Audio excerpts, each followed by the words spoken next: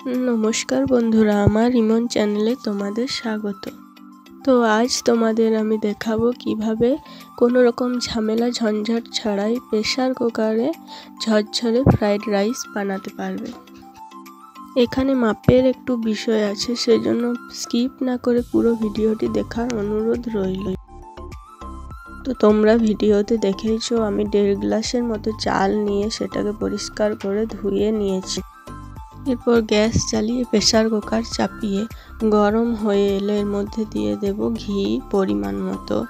আর আমি দিয়েছি গাজর কুচি, মটরশুঁটি, কাজু বাদাম ও লবণ দিয়ে দেব।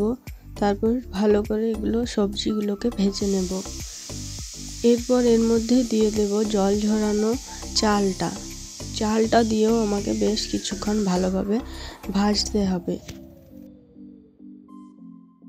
তো এখানে জলের পরিমাপ হচ্ছে তোমাকে 1 গ্লাস চালের জন্য 2 গ্লাস জল ব্যবহার করতে হবে।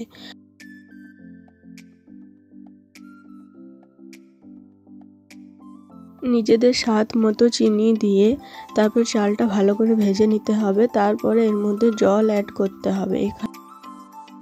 তো তোমরা এখানে দেখেইছো আমার চালটা 1.5 গ্লাসের থেকে সামান্য বেশি ছিল, তাই আমি এখানে 1.5 গ্লাস চালের জন্য 3.5 গ্লাস জল ব্যবহার করেছি।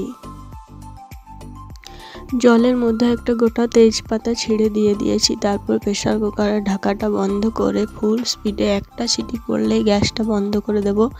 তারপর গ্যাসের দমটা নিজে নিজে বেরিয়ে গেলে তারপর প্রেসার কুকারের ঢাকাটি খুলে দেখব ঝরঝরে ফ্রাইড রাইস রেডি। আমার ভিডিওগুলি যদি তোমাদের ভালো লাগে তাহলে একটা লাইক করে কমেন্ট করো ও আমার চ্যানেলটা সাবস্ক্রাইব করে দিও। ভিডিওটি দেখার জন্য ধন্যবাদ।